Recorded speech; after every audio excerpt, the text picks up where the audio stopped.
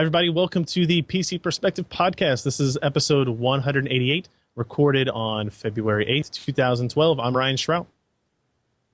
I'm Josh Walrath. And I'm Alan Malventano. And we don't have Jeremy with us today. We've actually substituted Canadians. We've gotten rid of Jeremy just for this week, I think, and we have replaced him with a separate Canadian, but also in the same part of the country. David Hewlett, who you guys might know of Stargate Atlantis fame, is joining us. He's actually a pretty big tech nerd as well, right?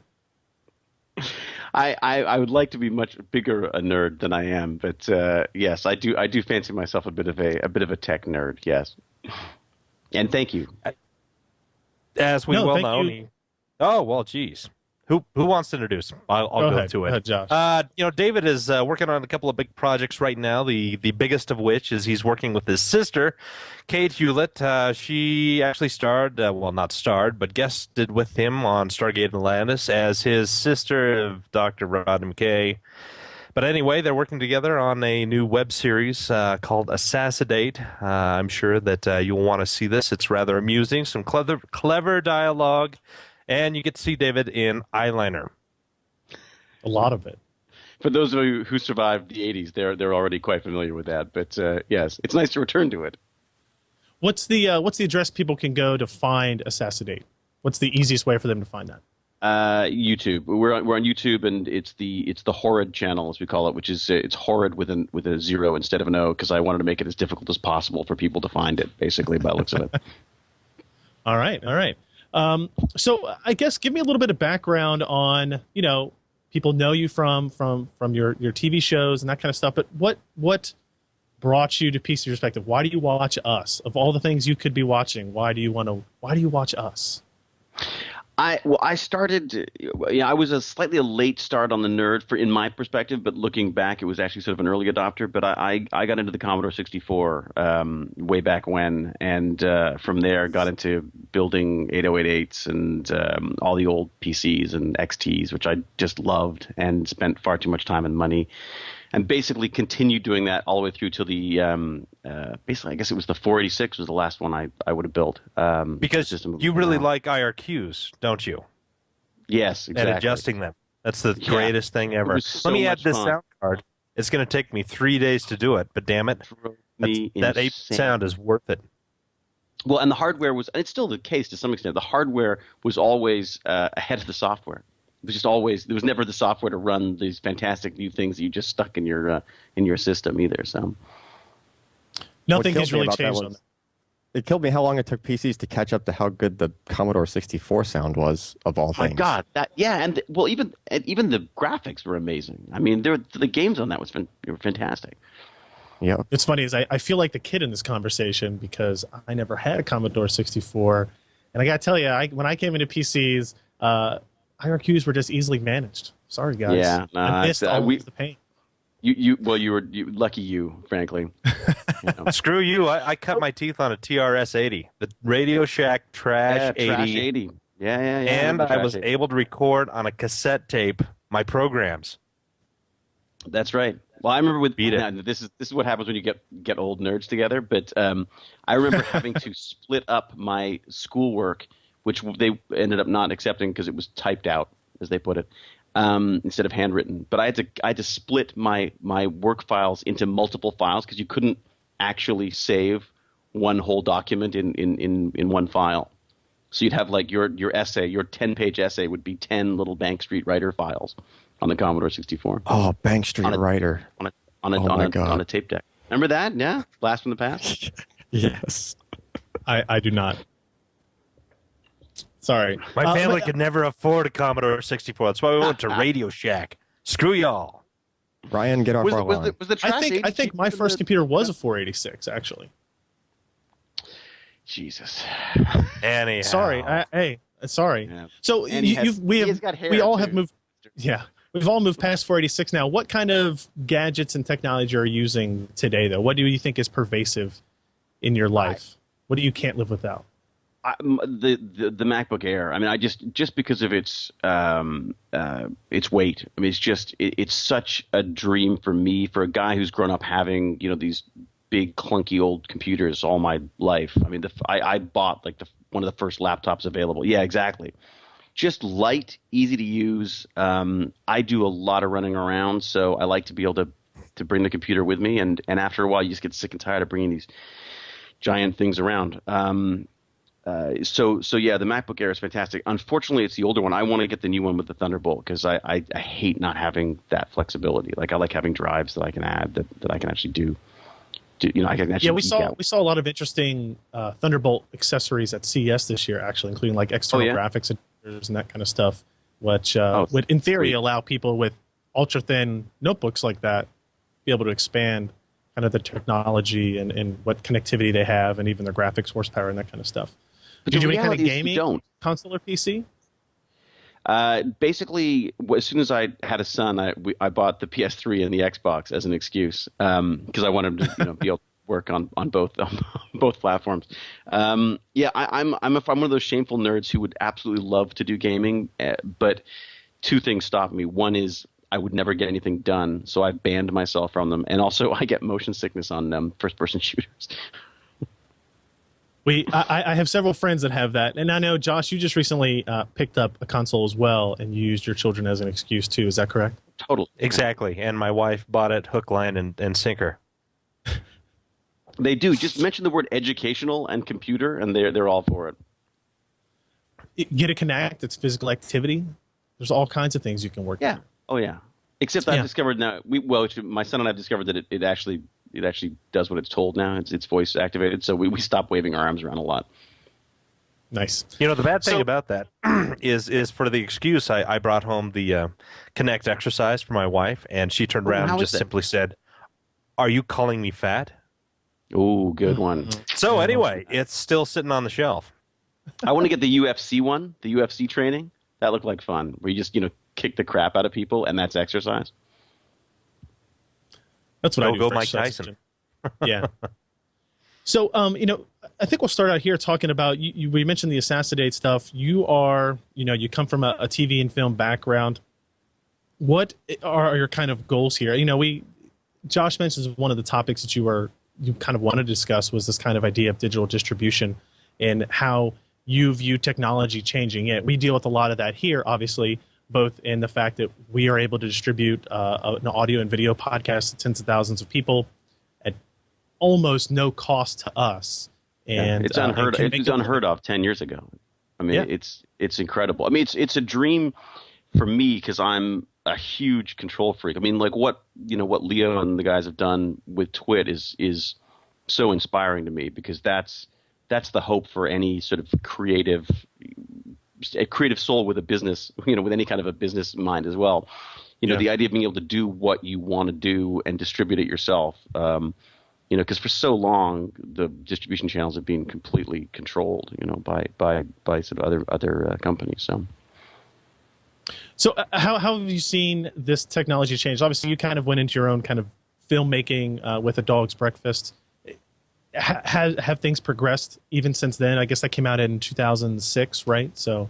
Yeah, it's funny. I mean, we would have done a lot of things differently now. I mean, I'd originally wanted to do full self-distribution on that film, and I wanted to release it on the internet, and I wanted to do the whole. We had an issue with we ended up actually selling it to MGM because it just made more sense. They had a much wider market to get the movie out, and more people were going to see it that way apparently. So, I'm not sure that's entirely true, but that was the idea, anyways. But one of the interesting things that happened with Dog's Breakfast was it was on the torrents very quickly. Within a week of the film coming out in wherever it came out first, I'm not sure where it was. It was on the torrents, and I went on and I looked and saw that there'd been a lot of downloads, and contacted MGM and said, look, just so you know, I was sort of saying, look how popular the film is, and they freaked out and started sending legal cease and desist type things. But that's lies, David. You talked to him and said, sue these assholes into the ground. Well, stop earning my money. They're stealing my pennies. They're stealing my pennies. if I thought they were, I would totally be. I'm all about that. Like, if it's I'm losing money, then I've got an issue with it. But my thought was just people will watch something for free that they won't pay for. I mean, I will watch things that of a quality that that I can be convinced to see simply because I don't have to pay for it. So I assumed that most of the people who saw that they wouldn't have paid for it. So they've seen it, and they wouldn't have if it hadn't been free. I actually tried to persuade MGM to put an ad on it. Like basically just put a little ad at the end that said, if you enjoyed this, or thanks for watching, this was a little labor of love with a bunch of people and friends, and go buy a copy or something like that, or even advertise Stargate or something. I mean, just use it to our advantage as opposed to just trying to stop it. And I think that that's something that's beginning to be explored now, and I think is a much more sort of intelligent approach to it, because you just can't stop this stuff from happening. So I like the clips. Me cleaning, and this is what I was resorted to because people weren't buying the movie. I now have to actually wash tubs. Clean some. Yeah, it just seems that it would make more sense to have a lower price but better distribution. You'd still make more money with the kind of connectivity that we have with billions of people around the world. That's exactly the key. I think people want to stop piracy. You want to stop piracy. You make things available to everybody at a price that people are willing to pay. And if that means changing the way movies are made, and I think it does, I think it means that movies are going to have to be a lot cheaper. And I think that means that studios, distributors, unions, performers, everyone has got to start sort of taking risks instead of getting the money up front. I mean, I watched a fantastic documentary series, like 7 hours. I nerded out of 7 hours of this history of Hollywood, and it started with people with Nickelodeons with 5 cents. You paid 5 cents. You went in and you watched like 2 minutes of a couple kissing or something. I mean, basically porn. But these studios made millions and millions of dollars, a nickel a piece, nickel at a time, and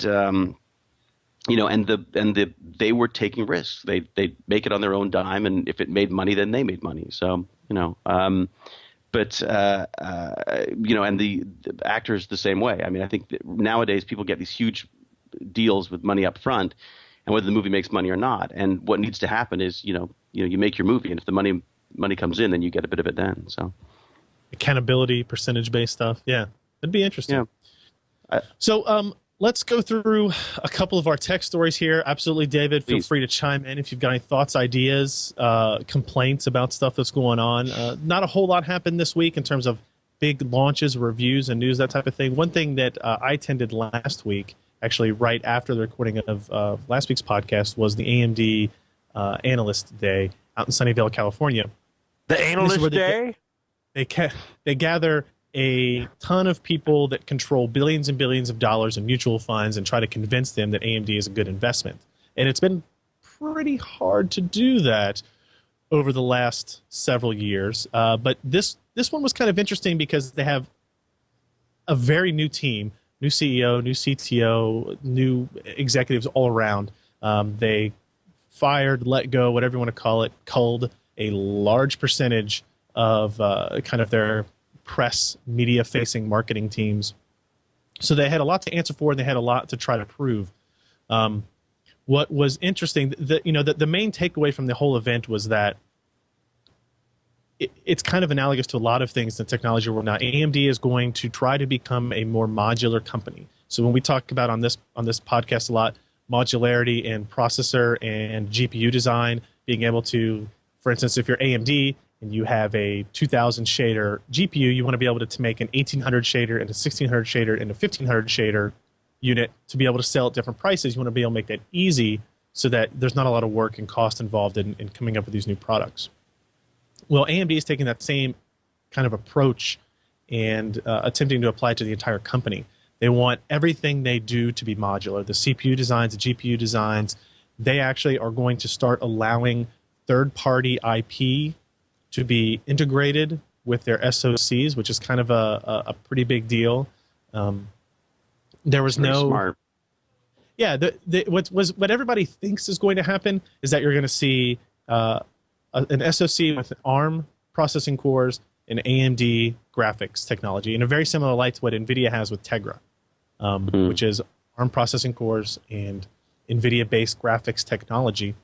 They didn't announce that, but they very much alluded to it. They kept saying that they, as a company, they were going to be ambidextrous. They were going to be able to switch. They weren't tied to any single architecture, which their only architecture they really have now is x86. So it's very easy to see what they were kind of leaning towards there. Josh, I don't know kind of what you thought about this idea. So it seems pretty obvious now that what they're going to do is they're giving up high performance processor race with Intel. They obviously don't say it that way, but they're giving it up in hopes of building a more modular company as a whole.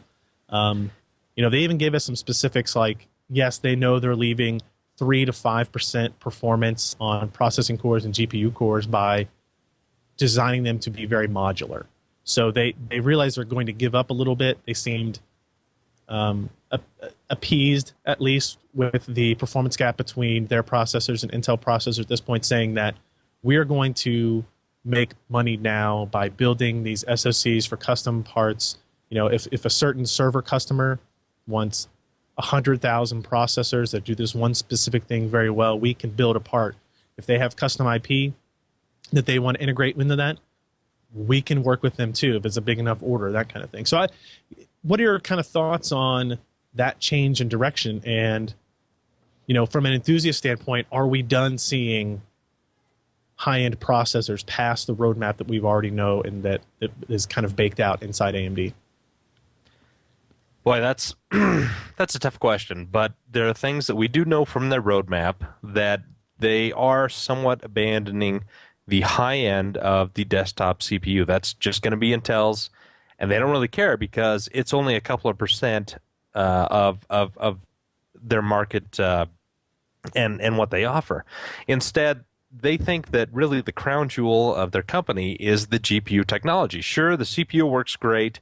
They've got a good design. It's the second best design in the world, but it's just not able to get them over the hump when dealing with Intel. And so they're kind of taking a flanking maneuver with Intel and to see, hopefully, that they can gain more market share and to be able to bring forward some of their ideas on high-performance computing and to actually get them implemented and to become a more profitable company. And so essentially we are seeing the AM3 Plus socket that was the high-end offering of AMD for the CPUs. That's not going to change very much in the next year, but what we will see is a big change in their APUs, their accelerated processing units, which combine CPU and GPU. And they're recalling. I mean, they are no longer calling this the Fusion architecture, but now it's the HSA, or the heterogeneous system architecture.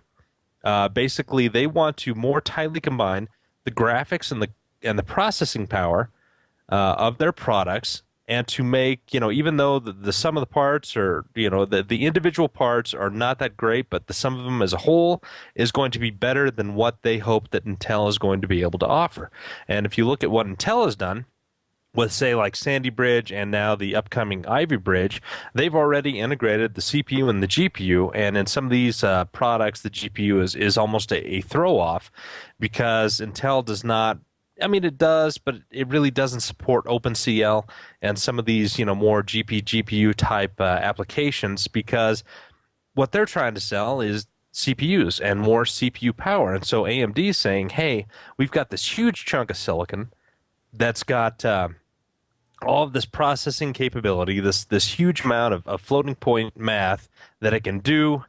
Why don't we utilize this, change the software environment so we can actually combine a lot of the processes and get a much faster product out, because we have almost as good a CPU, but we've got almost a year or two ahead of graphics technology that Intel does not even offer. And so I think we're going to see AM3 just kind of kick the bucket after about a year. They're going to release another high-end CPU part based on the pile driver core, and that'll kind of be their last offering there. And then after that, I think that they're going to try to move everybody over to APUs. And so hopefully, at least from AMD's perspective, HSA and this more fused system architecture which can utilize both CPUs and GPUs in a heterogeneous environment. Boy, I should really work for AMD. Explain this stuff so well. But anyway, I mean, if they achieve this and get Microsoft behind it, get all these other software developers, which they have started to go over to. I mean, NVIDIA's paid a lot of money to other developers who is it? Adobe has some special things with Photoshop that will rely upon the GPU to do some filters and other stuff like that. If they can get that more throughout the industry, you will see AMD actually taking a lead in terms of overall performance. But it's going to be a big jump to get the software developers on there. But I think that they are making their team more lean. That's a positive thing. They just let somebody else go. They canned him and sent him packing. And you kind of look at the past 5 years and you wonder if some of these guys have not become more entrenched than they really should have been, and the company was not moving forward because there was not the enthusiasm, the power, the drive to go to these different and new and interesting markets that are really opening up for us. So, I think I was a little fearful at first. I thought they let a few too important people go, but when you start looking at the whole, it is a leaner organization. Their business really has been taken care of. I mean, this past year, they've actually made themselves somewhat solvent, which is pretty positive as compared to a couple of years ago when they're just losing billions a quarter. So, where's their money coming from? What are their sales? Like what sales are doing well for them? Is it the graphics? Well, their CPUs are still the highest selling product of the company. I think it's out of 1.6 billion a quarter, about 1 billion of that is CPU. About 400 million is just pure GPU stuff, and then the next couple hundred million are chipsets, some other small chips that they make, and just some odds and ends and licensing. But other than that, CPUs are still the main driver of the company, and what they're doing here is, boy, it's so complex to say in just a couple of minutes, because there's so many layers of the CPU business that we are not even covering. We're not talking about process technology. We're not talking about fab space, wafer starts, all of that stuff that really does make a difference to these companies, not to mention the OEMs and ODMs and everybody who buys these chips like 6 months in advance of when they're due to be released. So, I think that AMD has turned over a new leaf. It's going to be rough. They're going to really have to leverage some of their partnerships with software people to really get this idea going. But, of course, which is kind of interesting, their primary partner in all this is actually NVIDIA, because they're a company who's trying to push GPU and more of the heterogeneous computing, far more so than Intel. And so hopefully AMD and NVIDIA can work this out so they can kind of offset Intel, who literally is the 800-pound gorilla in the room, who can just drive everybody under the table with their process technology, their fabrication abilities, and just, the pure manufacturing strength of their products and their design teams. So, have I gone off tangent enough for all of you? No, I think it's good. It's really dramatic. I think it will only be more apparent how dramatic their shift is over the course of 2012. I think next year's Analyst Day, the company will even look more different than it does today. By quite a bit. I think we'll see AMD will be a completely different company, and we may see it in interesting places, tablets and phones and that kind of market that we maybe would have never thought we would have seen it in. They've got to. I mean, they've got to start stepping up on that, don't they? I mean, they've got. It's just that's such a huge market. I mean, the desktop seems almost. I mean, it's almost secondary now, doesn't it? I mean, certainly it is. It's secondary, except they mentioned it at the Analyst Day that the big, they're only expecting like less than 1% growth in North America, but they're expecting almost 10% growth in Asia and India. And so those are the markets they need to address, and those markets are much more concerned about power consumption as they are performance. Right. And so you'll see a lot of these different mixes of the company and being able to meet deadlines and directly address OEM requirements and requests in a much more flexible way than we have with AMD in the past. But for AMD to take advantage of this, though, is it reliant on the software? I mean, without the software, this whole thing falls apart, doesn't it? I mean, there's no. Yeah. So their advantage is their GPU cores. That right. is more than obvious to them. And what's unfortunate for AMD is that in order for these big software transitions to take place in the industry, it almost always depends on Intel to saying NVIDIA being one of AMD's biggest partners in this. It's ironic in that they battle on so many fronts, but on this side, they're both kind of trying to get to that goal before Intel can get there. But it tends to be, AMD was the first one out with a 64-bit processor. They were the first ones to really kind of push that. And the operating system was out, but nobody really started to adopt 64-bit OS really until Intel could support it as well, because they're 80% of the market or more.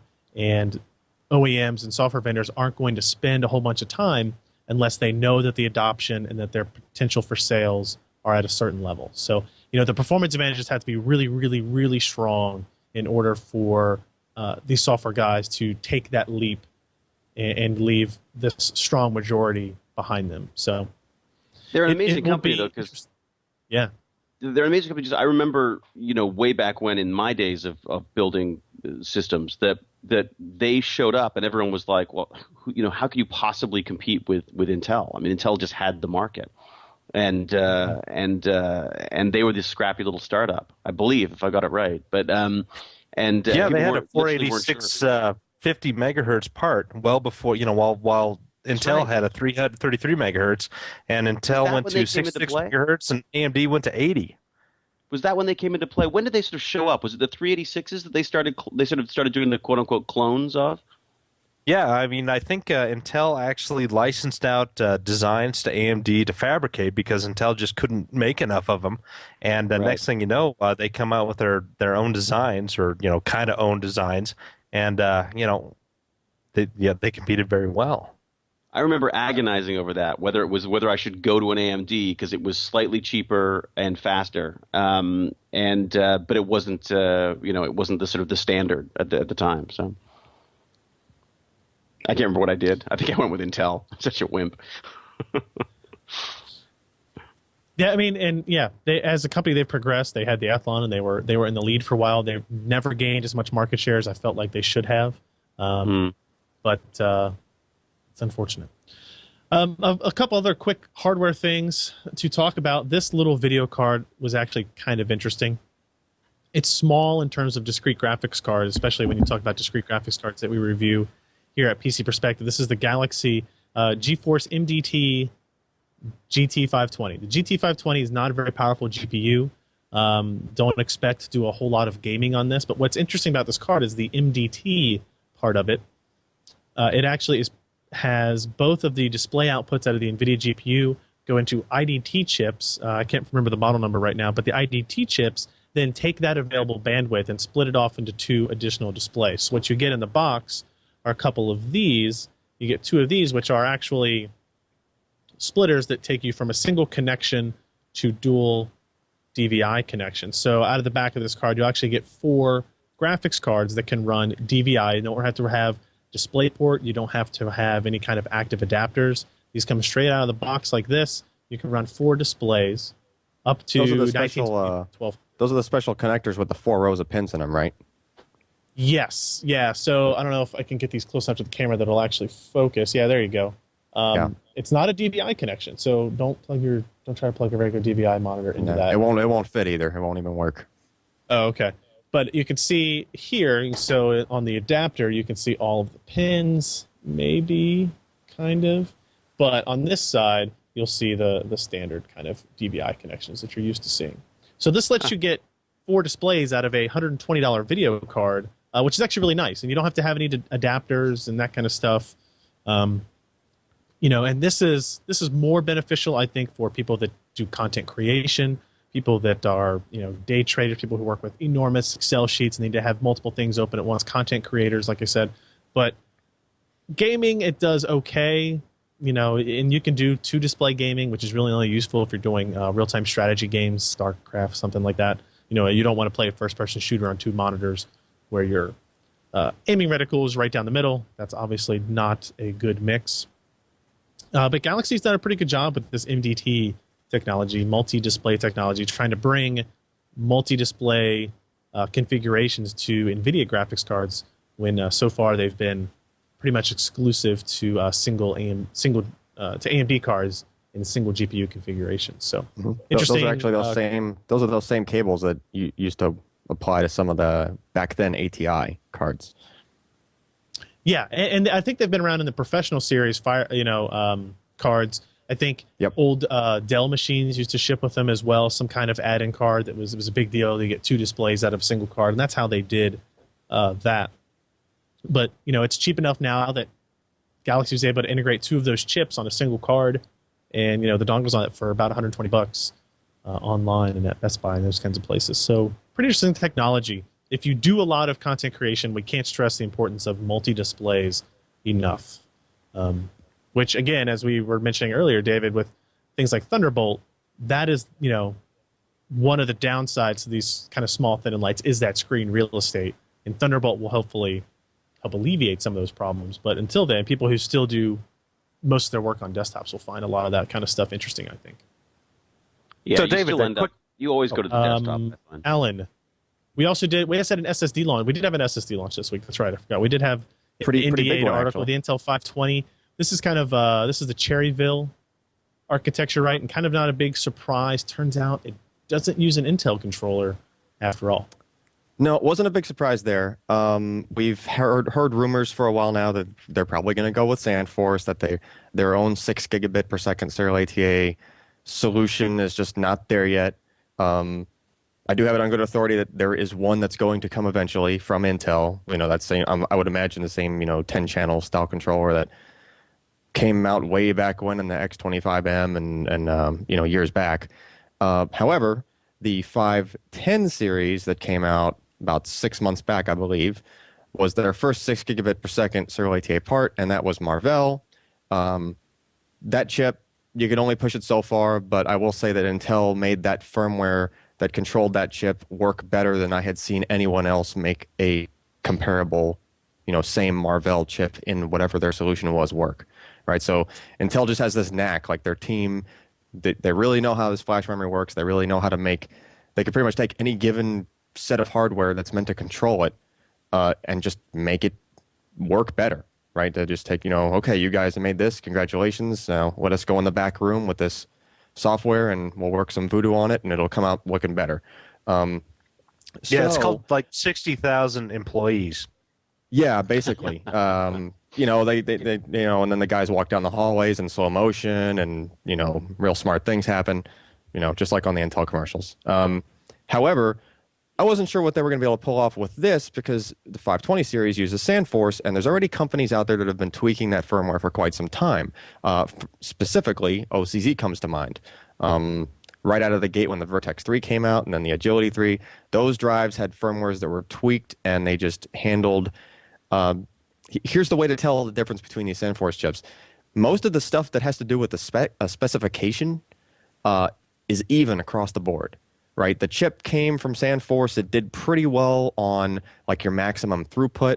Basically, anytime you're reading or writing big files to this SSD, or just the generic IOs per second test, which is where you just do a simple random access 4 kilobyte. How many 4 kilobyte random writes can you do to this thing per second? And then you just get a number for that. Right, so there's your read spec, your write spec, and your IOs per second spec. Pretty much all the companies, those specs are roughly the same. The key that we found is that when we do one of our benchmarks, which we refuse to let go of, is like a mixed mode kind of test. We use Intel's, what used to be Intel's, now it's open source, iometer. And we have some custom profiles that we plug into that thing. And it's basically a scriptable tool that hits the drive with a certain type of workload. And we're not hitting it with just one thing at a time, like reading or writing, or trying to do a specific type of random access. Sure.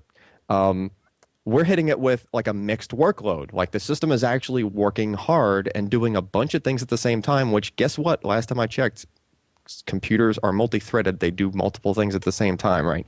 So this is sort of like a real true test of these things. And this is where the firmware differences show big time. So it turns out anything that's like any company that's using the standard SandForce firmware, it almost sticks out like a sore thumb on this test. That line will be one of the bottom results on the test if it's stock SandForce, software-driven controller. Then OCZ does a little bit better, actually a lot better, with their tweaked firmwares. The Agility does, a pretty good chunk better than the Vertex, which is synchronous flash versus asynchronous flash, does even a little bit better on top of that. However, Intel once again pulled a bunch of tricks out of their sleeve, or whatever you want to call it. They made this thing go even that much faster. Now, granted, it wasn't this huge gain, but it was like 5 to 10% across the board gain over the fastest competition, which in this case is the OCZ Vertex 3 drive. So it was good to see that. That's one part of the equation here. The other part of the equation is this drive's coming from Intel. So they can cherry pick what flash memory they stick in the drive. So the flash memory that goes into these drives is, first of all, it's IMFT flash. It's from Intel's own fab. On top of that, it's like their top binned flash. Like they just come out and said this on the press to everybody. They were just like, look, it's the best stuff. Everybody else that's buying it from us, they're not getting the stuff that's as good as what we put in this drive. And because of that, they're able to make the spec for their warranty is 5 years versus what most every other SandForce on the market is 3 years. So that's sort of a pretty big deal all around. They have the best performing SandForce chip. Granted, there are some other controllers out there that are a little bit faster in some areas, depending on what you're measuring for. But on average, on almost everything that really counts, this is the fastest Serial ATA 6 gigabit drive we've tested. So definitely a good deal there. The big negative or the big catch, because there's always going to be a catch, introductory pricing seemed a little bit high. That was the deal. We're hoping that's going to come down. All we had to go off of was just MSRPs. Those are just known for being higher. Typically, they usually come down with the market. But there you go. That's it for the SandForce. It's interesting to see Intel do this. I don't think anybody was surprised. We'd heard those rumors for a long time, but with so much competition in that area, I'm not sure it's a slam dunk for anybody at this point. Right. I would have called it a slam dunk if they were anywhere close to the cost per gig of at least some of the competition. Then I would have said, "Yep, that's it. Shoe in." Are these available and for sale yet, or are they coming soon? Type of thing. I think if we Google around right now, we might find some, but they weren't. So I just wondered what the street price would be versus maybe what the price is up there that they would give us. That type of thing. If that's different, then more power to them. But actually, David I've got to make fun of Alan because he paid $600 for an 80 gig drive. That's true. Where is that thing? So the Intel 520 120 gig is $229 on Newegg. Here you go. There it is, right there. I paid $650 for this thing, like several years back, and it was only an 80 gigabyte drive. Wow. Yeah, that stuff has just plummeted in price, hasn't it? Way cheaper. Yeah. David, you actually have like an SSD in your MacBook Air, right? Yeah. I paid a little extra for it at the time because I'm so enamored with that idea. It just seems it's a bit like driving around in vehicles that burn old dinosaurs. It just felt that that the hard drives were it just seemed silly, like a spinning wheel and magnets and all that stuff. Although I know you got freaking lasers, that's coming up, but still, the SSDs just seemed to make so much more sense, and it really does make a difference. I mean, any person that uses them side by side immediately knows the benefit of solid state. I mean, it is incredibly apparent. Even people that don't think that they're computer, enthusiasts or whatever, and they don't think they'd be able to tell a difference from that kind of stuff, and they haven't been able to tell a difference through processor upgrades or video card upgrades.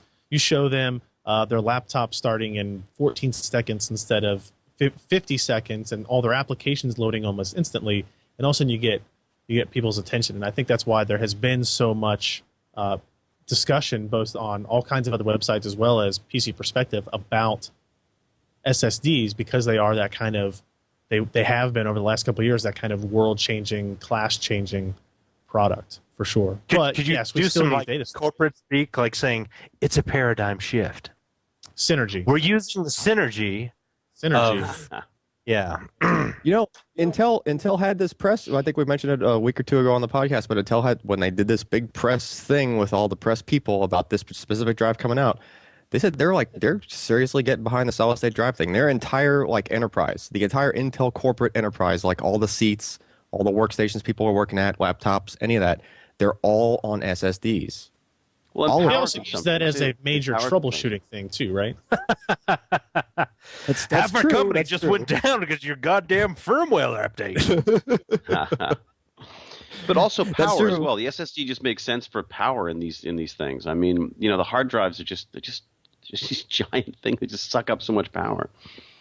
And the whole Heat as dropping, well, and, yeah. you drop it and you lost like half your stuff because your quote unquote record just skipped. Yeah, yeah. It does feel very 80s. The whole hard drive thing feels very 1980s to me. Well, I tell you I'll what, take as soon as these SSD vendors can get me 9 terabytes of storage that I need for all my video work for under, I don't know, $5,000, make it easy for them. Under $5,000, then I'll be sold. But until then, most people got to have both, right? That's it. I mean, I love my SSD, but I've still got a giant RAID stuck under the you're working with video chair. stuff, right? I mean, there's a place for both, and maybe eventually we'll just be on solid state. I don't know. Maybe we'll go back to tape drives if they get fast again. Who knows? Yeah, I mean, there's a reliability thing that everyone talks about, but I just can't imagine anything more unreliable than spinning disks. Like I just always say the SSDs, they don't know how long they're going to last for. It's like, yeah, but I know how long the hard drives last for. It's about 2 years, and then I end up having to toast it because I've dropped it or it's just died on me. I mean, pretty much that's why RAID was invented. Was, oh man, these drives kind of suck. How do I not lose all my data all the time? I know, I'll buy 2, and bravo.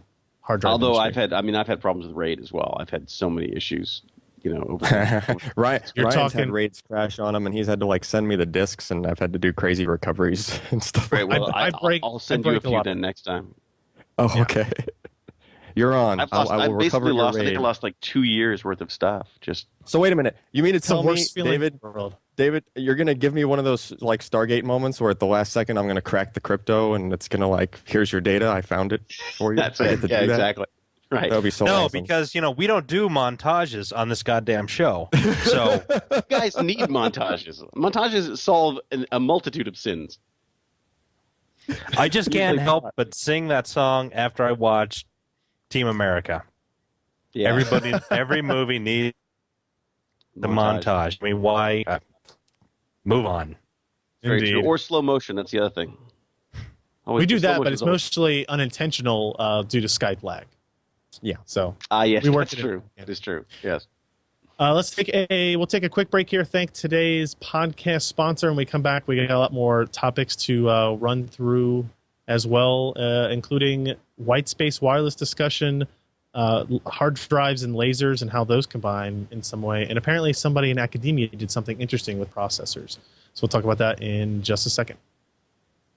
Insert pause. Pause. For pause. You guys ruin it when you do that. You realize that, right? Faux pas. What? All right, welcome back. So, Josh, you were gonna take away here this topic on kind of white space wireless. Well, Alan, you were a nuclear engineer, correct? I have been known to control some reactor plants on submarines in my time. Well, let me ask you this: have you ever gone Hasn't everyone wanted to say that? ham radio? It is very fun to say that.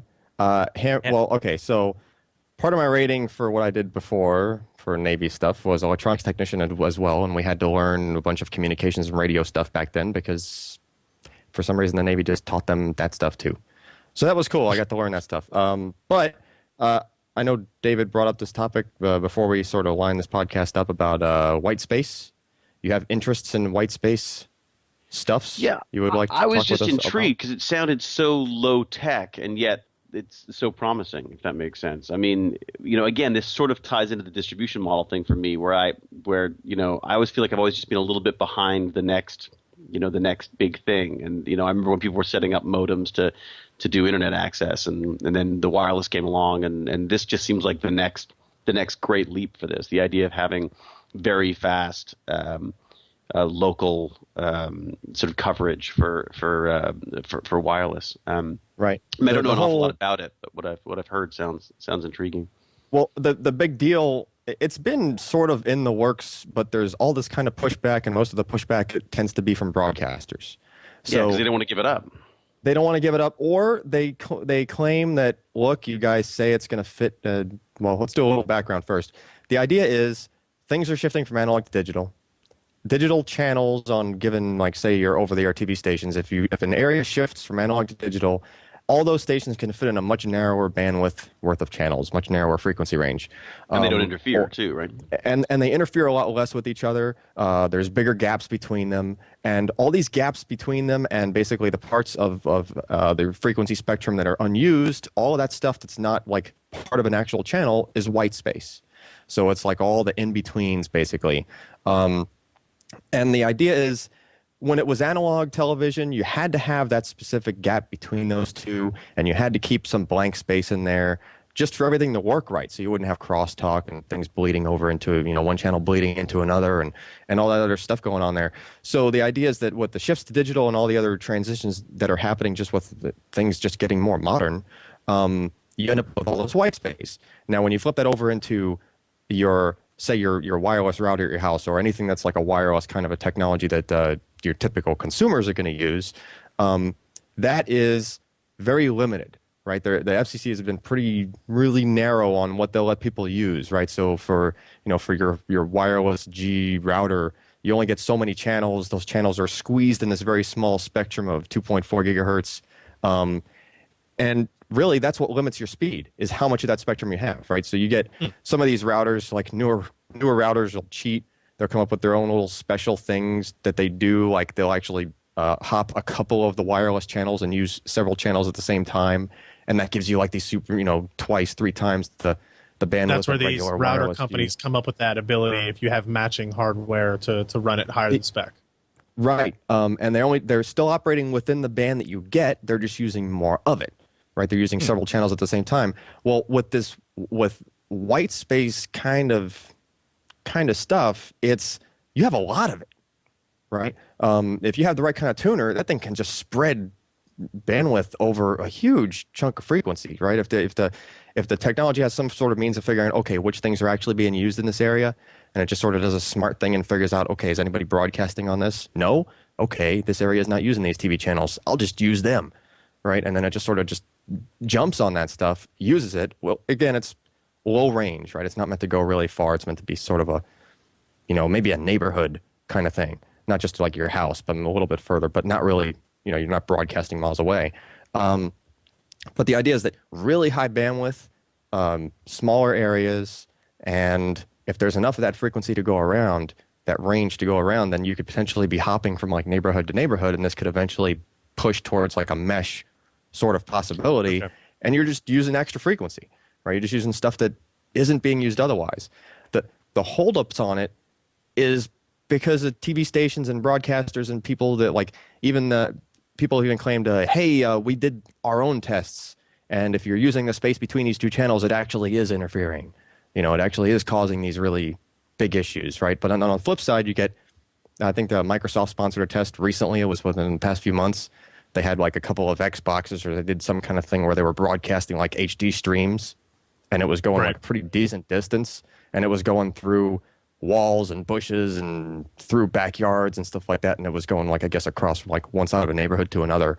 And if you had just some kind of box you could hook up to your house and it would just piggyback on that network, you could have like a crazy high-speed bandwidth LAN party just like within your neighborhood, not even using your internet, just using what's local to you. And then if you tie the internet into that and you just sort of make that into a grid, that's the really big deal. That's like the precipice for this thing, where it turns into, wow, there's a lot of, capability there, a lot of possibilities there. But you're probably going to get pushback from all kinds of people, namely internet providers. I hate to say, they get wind that a whole neighborhood can have free Wi-Fi because one guy has, a decent internet pipe hooked up to his house. Right. That's like game over for a lot of people. David, how do you see this integrating into kind of that distribution model that we were just discussing? Like, how do you see this? I mean, is it just kind of what Alan's saying and kind of frees up everybody to do all these new and interesting things, or is it more on the, kind of unification of all this internet technology that way? Well, I think the hope there is, I mean, the reason why this sort of sparked interest in me is because it did remind me of the old days of the ISPs, people sort of buying closets and renting closets and putting modems in there and then giving people access to the internet. This just seems like a great way of providing extremely fast, certainly by our standards, extremely fast, internet and connections to areas. So I mean, I love the idea of, like my father-in-law's village getting one of these, whatever you would be using to pick it up or whatever technology was required.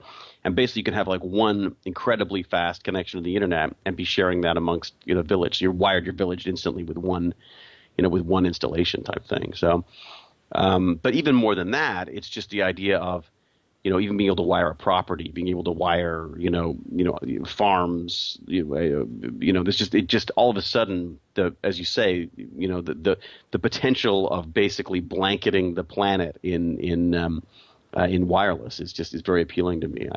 I love the idea of being connected all the time. That's just sort of it seems like a necessary step to get the connected life that we all kind of envision and read about in the science fiction novels. Yeah, right? It's very Neuromancer. Yeah. I miss party lines.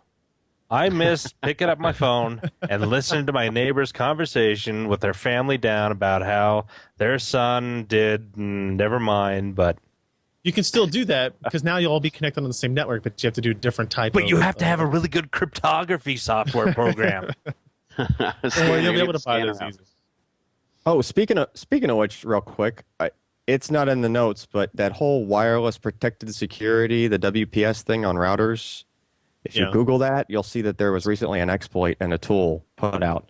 If you have a sticker on your router that has a little passphrase thing and it says WPS, I think it's WPS next to it, and this is not WPA or WPA2, nothing to do with that. This is a means of like just establishing the connection with your router. Some companies just sort of build this in. And they think it's a neat feature to give you. WPS is like exploitable now with a tool. And it can be, you can basically figure out the passphrase within, I think it's roughly a 24-hour period. So it doesn't matter if you're using WPA2, rotating key, all kinds of crazy, this is Fort Knox, no one's getting in. Guess what? They can figure out the key within like a day with this. So if you have this WPS thing on your router, go in your firmware, try to figure out how to disable it. If it's this is why we need faster and faster computing technology, so we can figure out these types of things quicker and quicker. What was they were using GPUs for? So you'd be faster at breaking the code on that? Yeah. This isn't even that hard to crack, really. I mean, this is just I don't even think it's a GPU accelerated tool. It's just a really generic tool. It's like within 18 to 24 hours, you're in. You got the key. It's be wary of cars sitting outside your driveway, I guess, with their laptops out. Yeah, if you have a Linksys router, I've researched this a little bit. Most of the Linksys routers, like, there's no way to turn the feature off, unfortunately. So the solution there is, I will just state that the DDWRT aftermarket firmware, the open source firmware, does not even support that feature. So people have complained that it doesn't support it in the past. Guess what? It's now a bonus to you that it doesn't support that feature. So. Yep, there it is, right there on the stream. Open source tool for Wi-Fi. Well, your key is not safe. That stuff terrifies me. I mean, that's just really not that I have absolutely anything interesting to steal, but just the idea of the idea of people being able to get in and just root around and look. I mean, because I personally would love to do that in many cases, but but it just that's the only. I mean, that's the thing that is so sort of terrifying about the wired world now. It's just there's so many exploits. I mean, like every day there's something. Yeah, I feel so exploited. But you know what? It's the most attention I've gotten in years. So we teased it earlier. We were talking about hard drive density and lasers, or frickin' lasers. Frickin' lasers. Mentioned earlier. And this is not on sharks, unfortunately. I don't think there's no sharks involved in this. Is there? That would make it so much cooler, but no, sadly.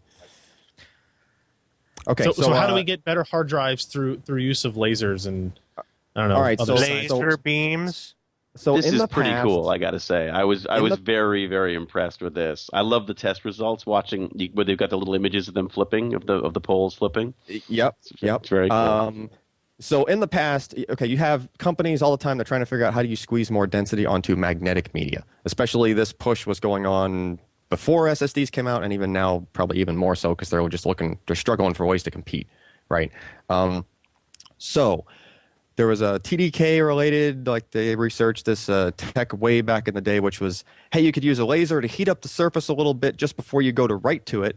And then that let them make the magnetic fields a little bit narrower, like the space that you were actually manipulating with the field a little bit narrower. But that is nowhere near the same as this. This is completely different. This is, they basically set up a surface with these really small, they call them like nano islands or something, and it's just the magnetic material, and it's magnetized a certain way. And that's it. I love this. I love this diagram. This is just the coolest. And the way it's set up is that the only way that you change the state of the bit, the magnetic field, is by hitting it with a femtosecond laser. So a femtosecond laser is like a super tiny time frame laser. It's like a really short pulse laser. So what they do is, if you take a magnet and you heat it up, what happens? It's like not magnetized anymore, right? It loses its magnetism if you get a magnet too hot. That's one way to demagnetize one. What they're doing is they're sort of catching it like at a resonance. So if you think about like a rubber band stretched out, if you were to let it go, there's a point in time where it snapped the other way initially, right? Just if you're able to freeze frame it. That's sort of what happens here. They time the laser pulse just long enough so that they make it so that, okay, the magnetism is about to just like completely collapse on itself. But they catch it, it collapses and it flips back the other way, and then that's where the heat source is gone. And it basically here's the big problem with that. David tried that once and blew up some planets. I know, right? But these guys figured it out. So it's actually pretty cool. But what's interesting is, I mean, you could just keep hitting the same spot, and every time you hit it, it just flips the bit back the other way. But the challenges here is this is nowhere near like a production-ready thing. This is they figured out how to do it. They did it in a lab. It's cool. That's great. But first of all, these things are so small, potentially, that we don't even have a good way to read them yet. Right? Because the magnetic head that we used to use is like orders of magnitude larger than these little tiny dots that they're able to manipulate now. So how the heck are you going to read it? So they're probably going to have to figure out something where actually similar to the method they use to take these photos, because it's actually potentially going to become an optical thing to read it, as opposed to, you have some kind of substance that reacts optically to the magnetic field, and then now you can zoom in on that, with a good enough lens and figure out, okay, now you're actually reading it optically. Probably some kind of polarization. Can you keep flipping them though? Like, I mean, using your analogy there, at some point you're going to run out of power there, right? You're not going to be able to flip it, or that does not come into play? No, that's the thing, because the way the domains line back up once it's on its way to flipping the other way, it basically just, the strength is, from what I've read, the strength is roughly equivalent. Like, it doesn't really diminish. It just constantly so it snaps flips back into place in the opposite position every time. See, I think that's amazing. Yeah, and so the reflection is different. It's not like phosphor persistence in a monitor where you have to have an energy, some energy that's getting that phosphor to glow. Right. You change it at a small enough level, you're going to get a difference in reflectivity. Yeah, and realize the laser itself is adding energy to this. So that's sort of what, you're putting energy into it. So it's not that it's necessarily going to diminish down to zero if you keep doing it. Oh, that's true. The pulse itself, that's right. Yeah. The pulse itself is what causes some of that flux, that change to happen in this material. So there's I just love this technology because it uses both nano islands and freaking lasers. I mean, then you really well got me there. If you've got between that, you had me at nano islands. I think scientists saw our podcast coming because this just hit the press like this morning. So. Oh, did it really? Oh, great. Yeah. Yeah, that was the article that really actually got me on the site. Was I was like, wow, that completely had me excited for some reason. I'm gonna be in the kitchen heating up magnets and stuff. Don't blow anything up. Probably burning the house down too. Actually. Oh. Dad, why doesn't this stick anymore? I don't want us to be responsible for that. Any personal damage or life-changing events. What you doing? I just frying up Alan, some it's magnets, not me. honey. Just frying up magnets. What do we got next?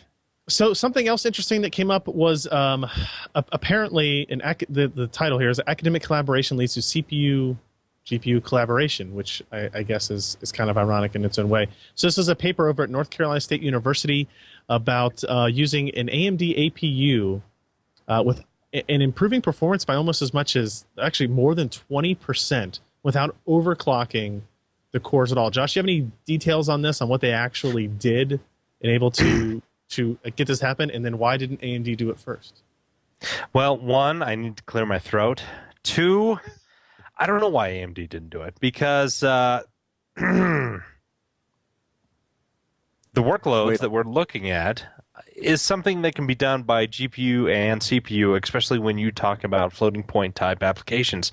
Now, apparently they've done some software things, low-level stuff, that has improved the performance of the CPU by 20% in quite a few workloads. They don't really tell us what workloads they are, but if they're able to get a hold of, say, OpenCL, really dig into it, and say, hey, you know what, Photoshop does a bunch of things. We can record what some of the calls are to the CPU, and if we can do a low-level program that runs on the CPU where it can shunt stuff from either, you know, the integer units of the CPU and the floating point, and if it makes more sense, we can shunt that over to the GPU, which, you know, on the AMD Fusion processors right now has, you know, really super high bandwidth and is also, you know, pretty well connected in terms of, you know, control processes, that they can have a pretty significant increase in overall performance because, you know, let me tell you, this GPU on the A8 series it's pretty robust. I mean, it's beefy. It can do a teraflop of single what is it? It's 32. Help me out here, brother. Single precision. Single precision. Single precision. Floating. Yeah, floating thanks point, for helping right? me out, guys. You know, you're Hey, no really problem. We would leave you hanging for just a little bit. You're reeling me in there. You're giving David, me help a us hand. out, man. Anytime just now. so Throwing fun to out watch. that life It's vest. just so fun watching Single stinking precision ops. Yeah. It can do really fast, and it can do a lot of them. And so if they were able to really intelligently divide the work up in a lot of these applications, the GPU can do great things, but it takes a lot of manpower to be able to, you know, program these things to be able to utilize the different hardware. Yeah, well, I'm killing myself here. No, it's. I mean, just put a gun up to my head. This is just like the homogenization of CPU GPU, right? It's treating the GPU as if it's another set of pipelines. It is. But what's interesting about what this paper did is they said they were able to improve performance by over 20% in the same process without overclocking, just by changing the way they work. So they say specifically they changed the way the L2 prefetch is utilized, increasing memory access to that level frees up more of the L3 to pass the data between the CPU and GPU. Now that kind of shared cache is what allows the two processor types, the SIMD units and the standard x86. That's strange because Llano does not have any L3 cache. But I can see better sharing of L2 cache through the memory controller and the crossbar in between the CPU and the GPU.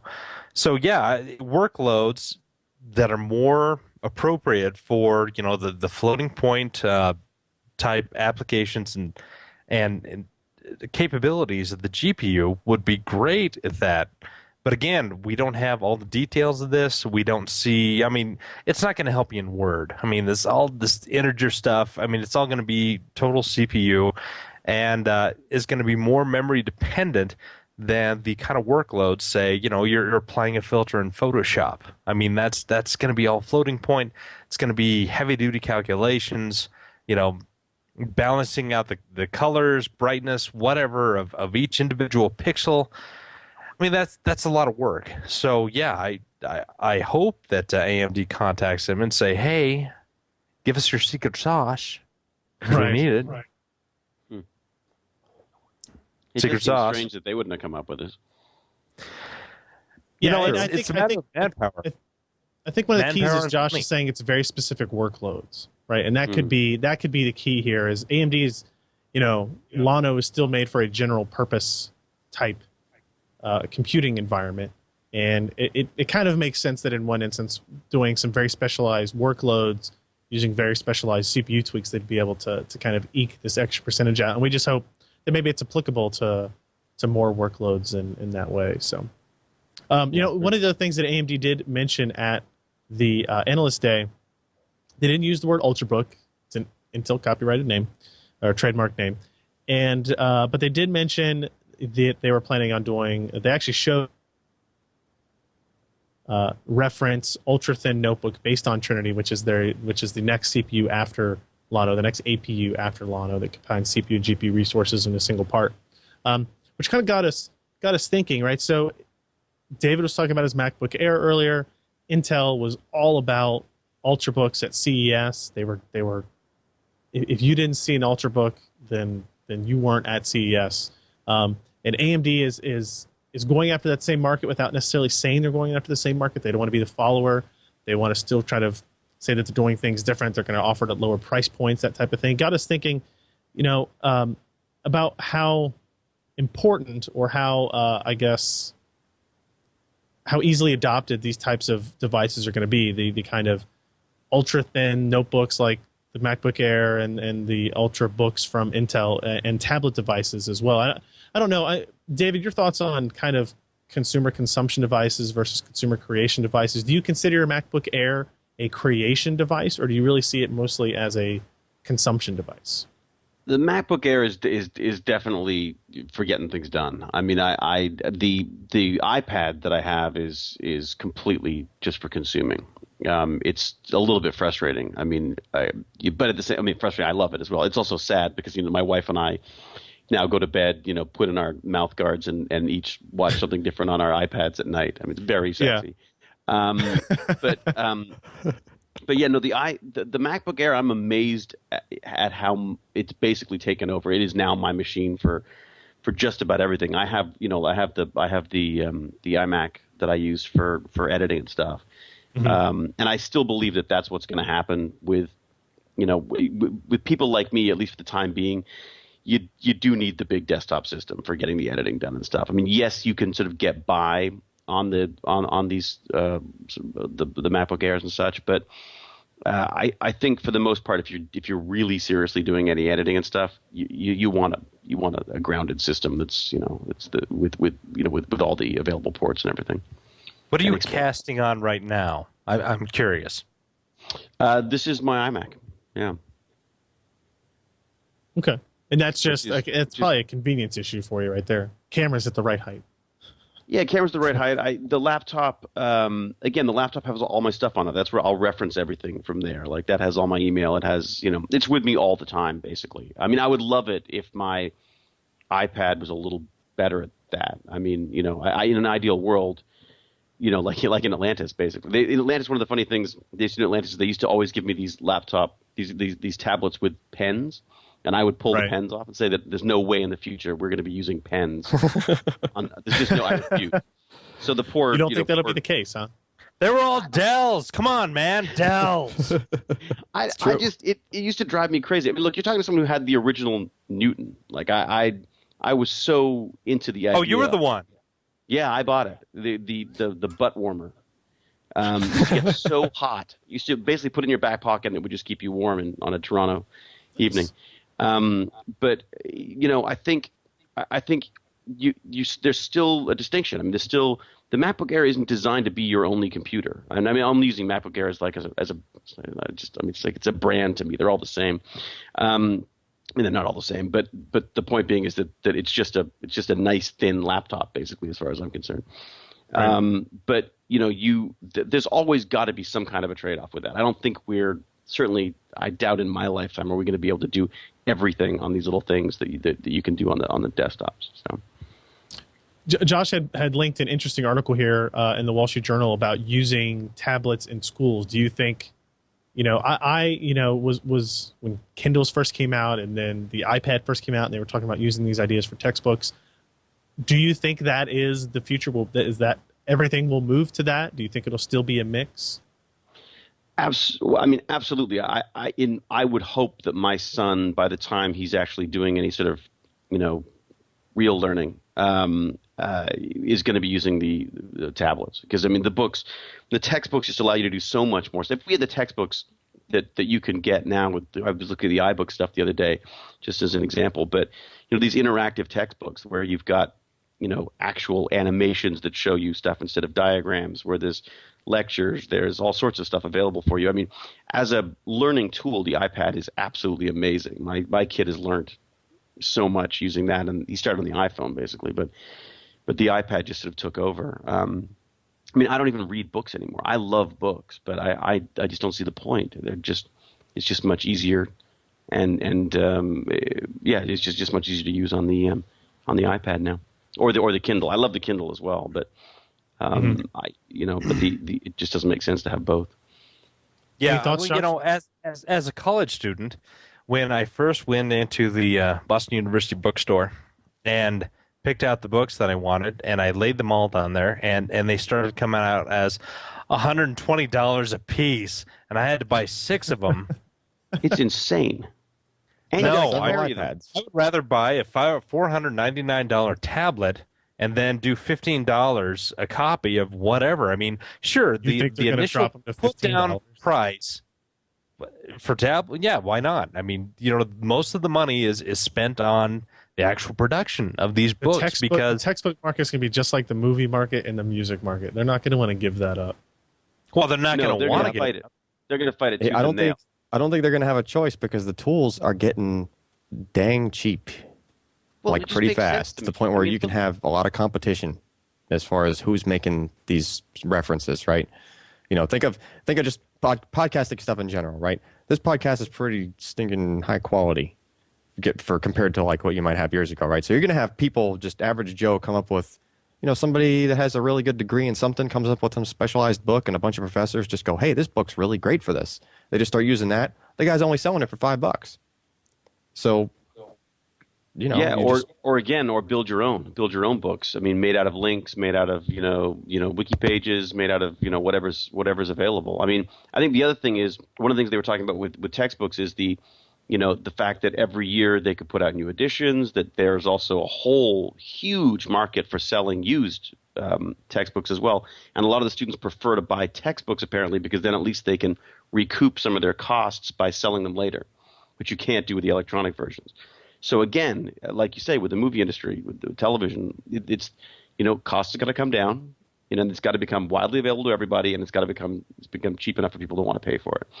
I think you're going to see, instead of buying a textbook, you're going to subscribe. You'll just, the school have a subscription to whatever information that they need in some kind of a book format for the iPad, and you'll subscribe to it as long as you need to be taking the course.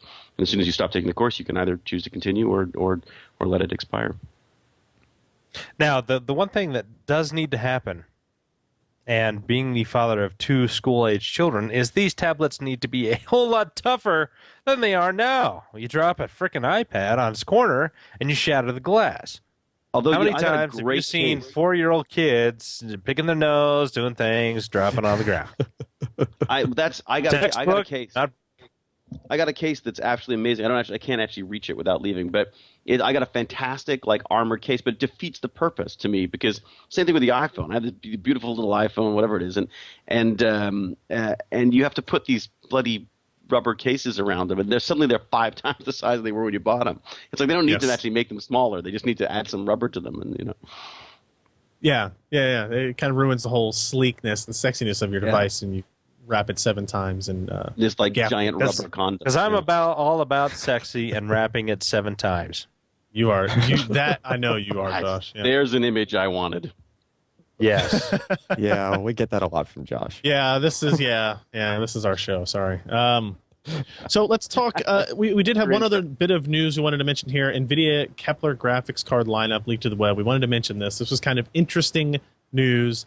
This is the next generation GPU from NVIDIA, finally moving past Fermi onto something else. Now, obviously, AMD came out with their 7000 series of graphics cards starting in late December, released actually for sale in early January. And NVIDIA, I think it's fairly obvious at this point, has pulled up its schedule, right? I don't think we would have seen these at the time frames that this rumor states they're going to be at had it not been for the pressure from AMD, which is one of those cases where we say, hey, competition is good, and without AMD really pushing the CPU market anymore, which we kind of theorize is going to happen, it makes me a little bit cautious on how CPU performance might increase in the coming years. But regardless of that, back to the Kepler lineup, is there anything that really stands out to you here, Josh, in particular with these release dates, clock speeds, shader counts, those types of things? Yeah, it actually kind of does, because for the past couple of years, we've seen NVIDIA release larger chips with more capabilities, but it costs a lot more for their partners. It costs a lot more to produce. They're often several months later than the competition. And even though they offer, fairly comparable levels of performance, the price is often significantly larger. I mean, we're talking 20 to 25% larger die size for each chip, more complexity. Sometimes yields and bins are not as copacetic as they want them to be. So in the end, that causes consumers to pay more money for these products. But it appears for this generation that NVIDIA's kind of pulled an AMD in that they've gone back, they've really redesigned a lot of stuff, and I know that's kind of a technical term for y'all, but they have smaller die size, they have lower power draw, but we're going to see performance that is as good, if not a little bit better, per millimeter squared of die size than what AMD is able to produce with their 7900 series, which that is something that nobody was really expecting, because NVIDIA, they've made it bigger. They don't care about die size as much. They just want the best product on the market. And somehow they've gone back, they've re-engineered a lot of stuff, and they're going to have products that look to be as good, if not better, than what AMD has to offer right now, and they can offer it cheaper. So this could be kind of what a couple of years ago what AMD did to NVIDIA. I mean, if you remember the HD 4800 series, they offered them at much lower price than what NVIDIA did, even though they offered about 95% performance of what the higher-end product. But, I mean, they pulled less power, they were cheaper, and they did just as much stuff, except, of course, GPU, not as well. But still, overall, the quality of product that was given to consumers was as good, if not better, than what NVIDIA had to offer, and their software, had gotten up to the point where they were comparable to what NVIDIA was able to give. So now we're seeing NVIDIA, from all indications, doing to them what AMD had done to NVIDIA. So we're going to see some really interesting fights come the spring once NVIDIA finally releases their products. Even Charlie from Semi-Accurate is somewhat bullish on what NVIDIA is going to be able to do. So it's going to be a lot of fun to see, and I think it's really going to shake up the market between what the two companies are doing. A couple of the specifics here. For those interested, the rumors are saying the GTX 680, so the fastest single GPU graphics card, would be a 550 square millimeter die, 850 megahertz clock speed, with 1,024 stream processors, essentially twice as many as the GTX 580 has today. 512-bit memory bus would also be pretty impressive, 2 gig frame buffer. But a $649 price tag is not too a high. welcome sight. Yeah, I mean, well, this is one of the things that happens, right? AMD released their 7970 at 550, and the market hasn't really shifted down any. So hopefully, if the rumored April release timeframe is correct, we will see a market shift of some kind that will then kind of bring that price down.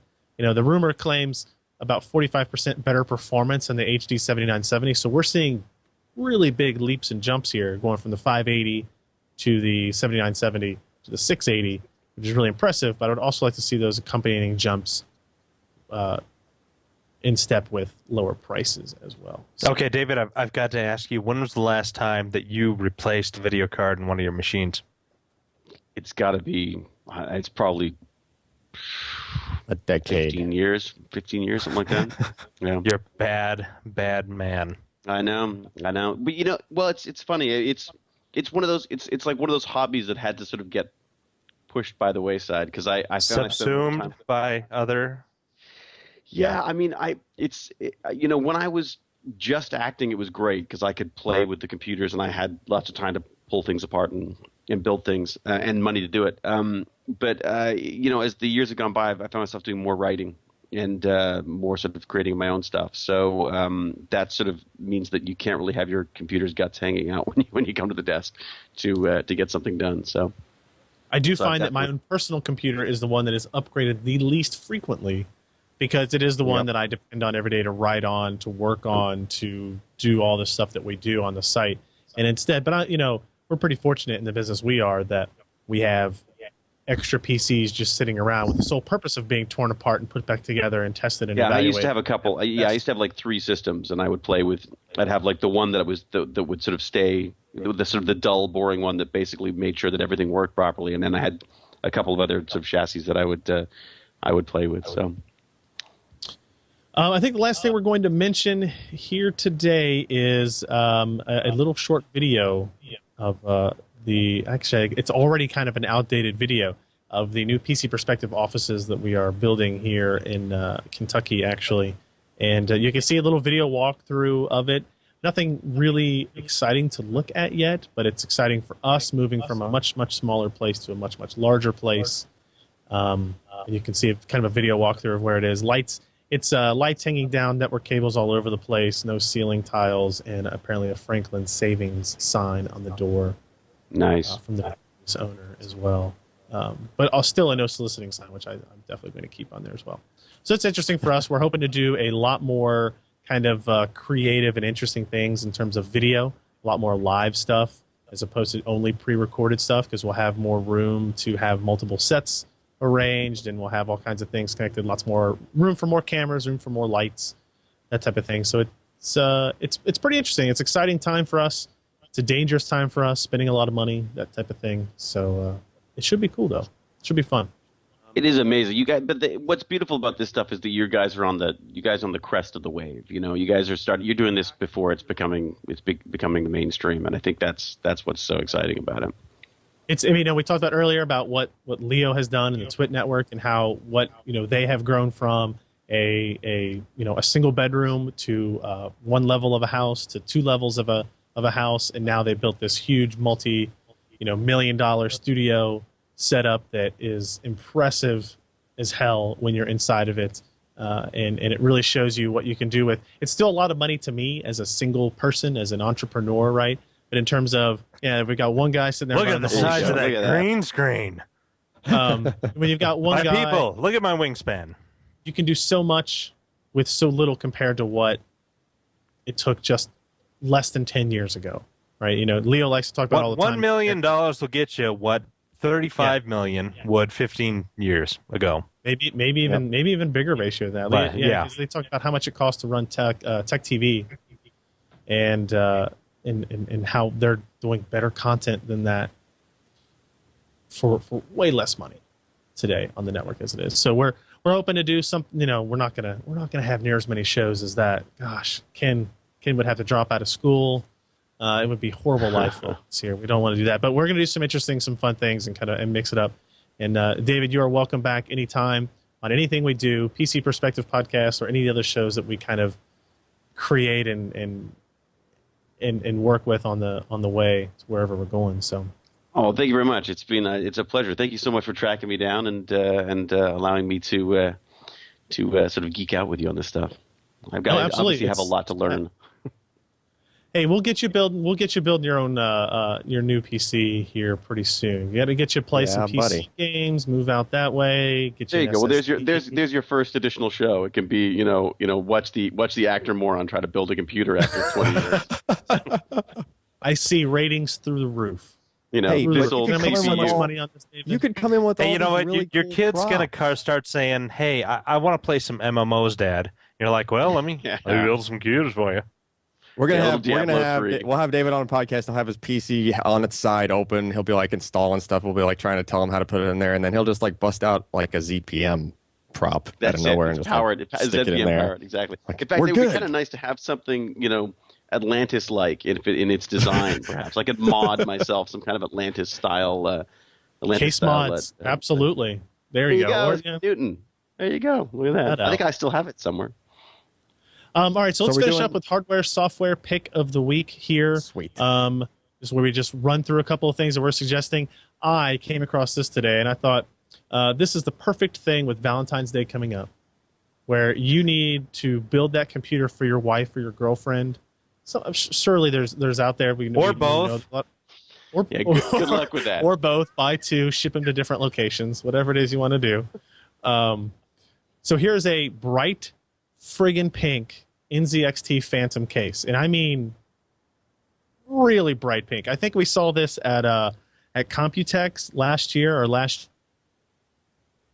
Thought they were going to sell it. They were debating whether or not it would be beneficial in the market, and I was like, sure, why not? I mean, we've got every other The only color. thing better for that would if you could do some fake fur on that, a pink fake fur fuzzy You can do case. that. You can do that.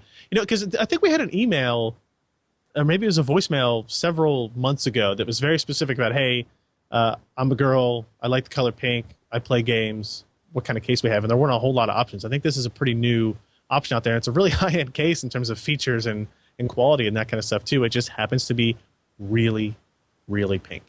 And it's $109, $110 on Newegg, pretty reasonably That's priced not as well. bad at all.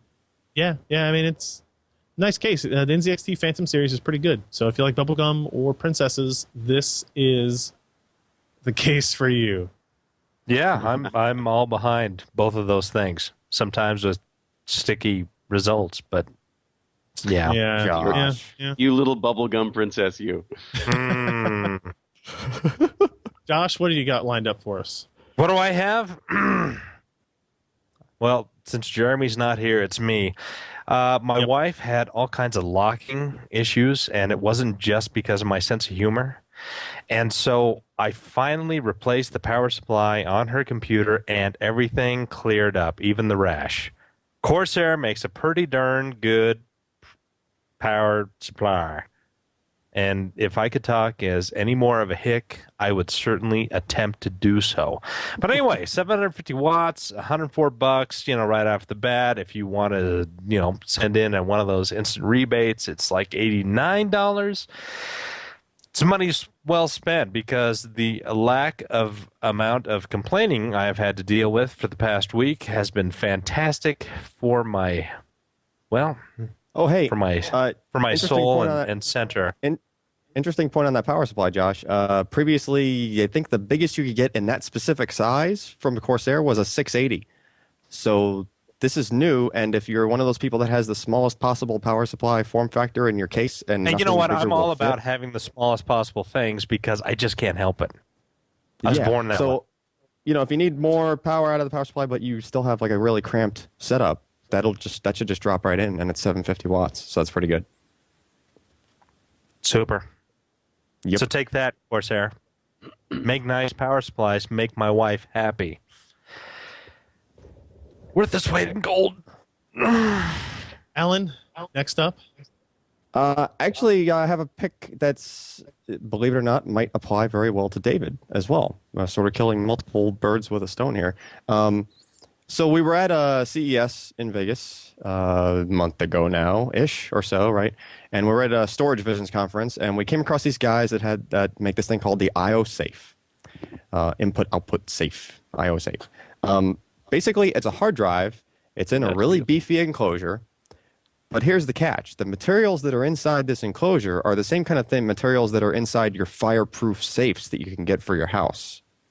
The little really thick plastic, consumable, burnable material safe that you put like your important documents in or whatnot, and you close it up. Well, the hard drive is inside, and I actually have one here. They sent one. We're reviewing it, and we'll write this up pretty soon. But it's just, it's pretty hefty. I mean, the thing is heavy. Those are heavy. And it's just and an it's bigger external than a drive. bread box. Well, okay, so it has, first of all, to go along with the safe thing, it actually has some, mounting holes. You can bolt this to like the floor of your closet or whatnot. It has USB 2 and external serial ATA connectors on it. And the idea is there's only one hard drive in there. It's not a RAID or anything, but it's wrapped, it's completely surrounded by this consumable, material. And the hard drive itself is wrapped in a special foil wrapper as well. So the thing is like, okay, so here's what you could do. You could subject it to like something like 2,000 degrees Fahrenheit or something for a half an hour. So the idea is you have a house fire and this thing send it to the sun. Yeah, right. So basically it's under, Alan's bed for, So not only minutes. can it, yeah, thanks. Not only can it withstand that, but with the wrapper that's the hard drive is in and everything, it's rated for like 10 feet submerged in water for like some amount of time as well. So basically you could have water mains bust, all this stuff happen, your house burns down. So the reason that something like this applies to David specifically is you might have like something you're working on at your house, right? Like some kind of footage, something. Oh, see, that's a test I want to do. I was hoping to do that. Ken suggests thermite. Take that, hard drive. So I mean, sweet. While there might be cloud-based solutions that you can upload a few gigabytes of something to the cloud, and it's only as practical as your bandwidth is to get it up there as you're messing with it, right? If you're editing a bunch of video footage or some kind of vital something, and you want it to be, you don't want to send it out anywhere. It's like unreleased footage, something like that. You want it to be secure. But you have what happens if your house burns down, right? Well, these are the first guys that I've seen make something like this.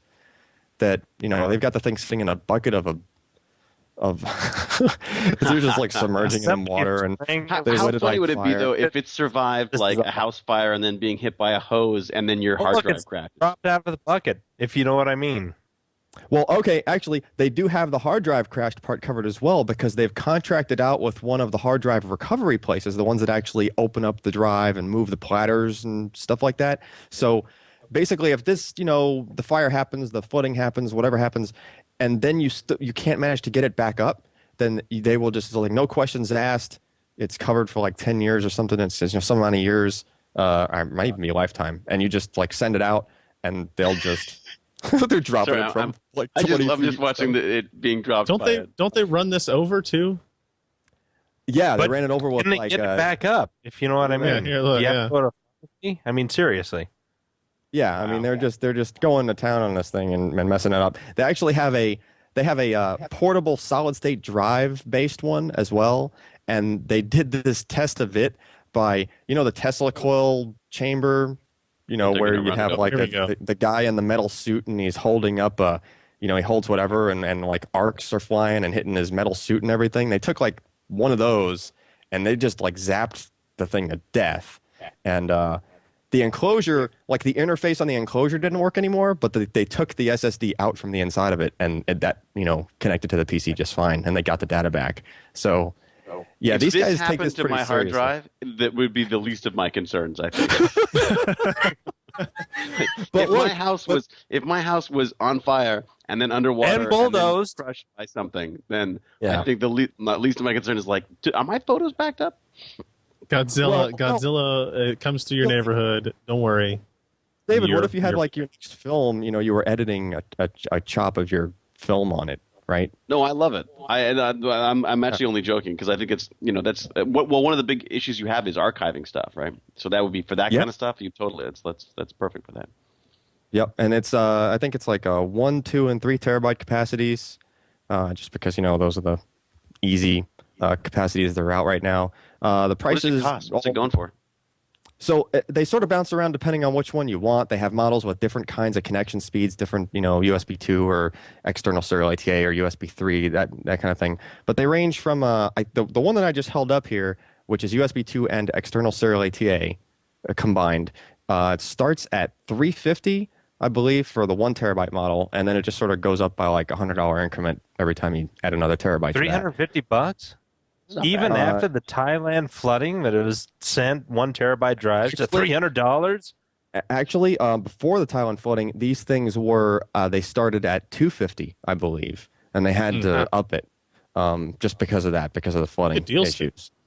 But that'll hopefully come back down and whatnot. But yeah, I mean, this is for that kind of security for your storage. Now, again, you still want to back stuff up, but this is definitely the ideal sort of backup thing where you want to keep the backup in your house and you don't want anything to happen to the backup.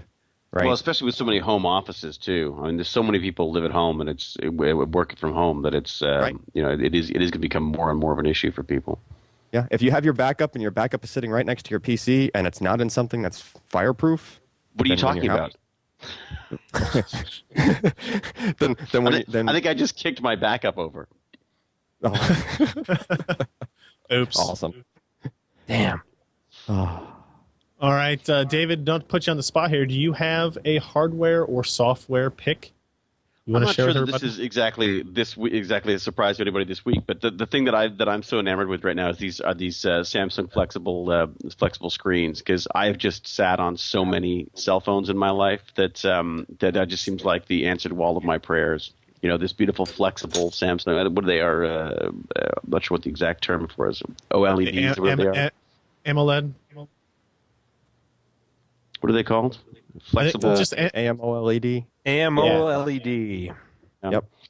I'm not sure. Right, they haven't really quite got them yet for me. They still look a little. It looks a little bit like more like a tissue dispenser right now. But it's I think it's sort of one of those things that in the future is going to be very useful for us.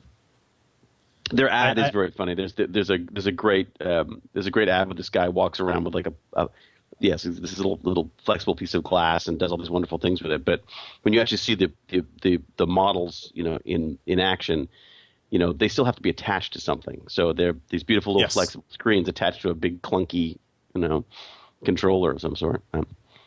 But still, it just seems, I mean, it's just so, it's just the idea of, and you can smack them with hammers and stuff. Because they're so flat. It's basically it's just like a sheet of plastic, basically. And the image looks pretty good, I gotta say. So that's that's impressive. I'd like to have a whole bunch of that. I mean, even just the thinness of it is impressive. I love this. Yeah. This is it. Because I'm just not sure where exactly all the processing's happening in there. Well, that's through the mesh network that we already talked about, obviously. Yeah. Oh, I like how it just made 3D too. That was awesome. And you can pick up women with it. Oh yeah. That's the only reason we make technology, I thought. Yes, because technology. That's the only reason I buy technology. Are you serious? I build computers with the sole purpose of picking up chicks with them. Oh yeah, totally. That's got to be the reason. You can see my level of success. Flaunting it. Yes. All right. Well, flaunting. I think that will wrap up the show for us again. David, thanks for joining us. It was a blast. Loved having you on. Pleasure. Thank you very much. I'd love to join you again sometime. Yeah, I've got to ask you one more thing, David. 1990, starred with Uma Thurman. Give us some details. Yes. Where the heart Detail. is. Yeah. That's when I was young and attractive, and actually apparently could pass off as Uma Thurman's older brother, younger brother. I'm not sure what that was on that. Susie Amos as well, another lovely actress as well.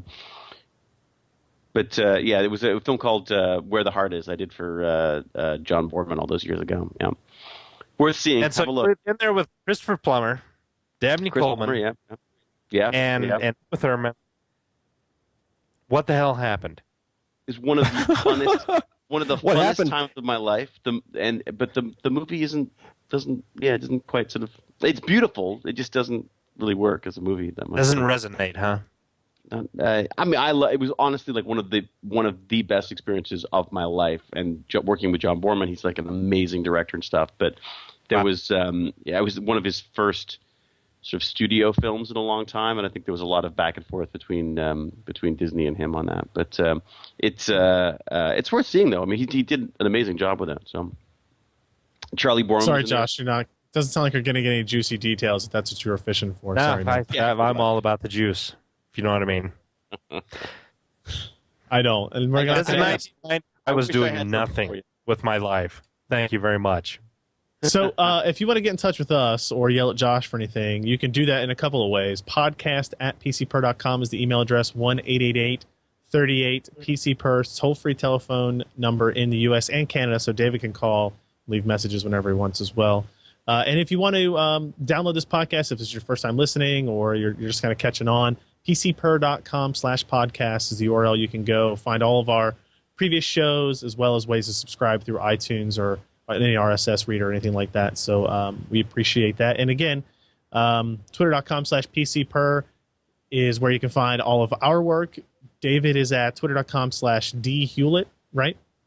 That's right. Yep. And you should be sure to check out his projects. I think there's one episode right now of Assassinate, and I think you can get that at youtube.com/horizon, where the O is a 0. Horrid. The first O or both? Horrid. Yeah. It's bizarre. Horrid. It's a I'm sorry. There choice. we go. H0RRID. So there we go. When's the next one coming? We're hoping to have one out for Valentine's Day, I believe. We've got a Valentine's Day one that we're supposed to shoot this weekend, which will be interesting because we're doing it actually in different cities this time, as opposed to Kate was actually there for the last one, so we're gonna actually try doing this one from separate cities. Will you be in eye makeup again? What do I have planned for this one? No eye makeup on this one, although maybe just for you. I should have worn eye makeup today. I would have done it for you. Hopefully, people would have had to have seen the episode for the reference. Otherwise, maybe been a little frightened. Yeah, go check it up. Rack up our numbers. We're trying to sell it to television, so to traditional television. After dissing all of that, that's us. That's the lovely and talented Kate. Good luck. Yeah, it's really funny. It was well cut together. I liked it. That's good. Well, thank you. I mean, it's basically the idea was we couldn't afford to shoot a pilot, so we thought, what's the cheapest possible way of doing it? And it was just to have a Skype conversation between the two characters. So that's basically what we're going with right now until someone decides to give us some money to actually make something legitimate out of it. So someone should make us legitimate. Very cool. Well, thanks again, David. Josh, yes. No, go ahead. David, I would happily help you in that, but only if I could talk dirty to your sister. Wow. You would not be the first person to have asked that. Josh, this is Josh's last episode of the PC Perspective podcast ever. He's actually blushing. He actually got a blush out of him. He embarrassed himself on that one, actually. That's amazing. His whole head just blushes when it happens. Yeah. All right, guys. Thank you so much. Time of the season.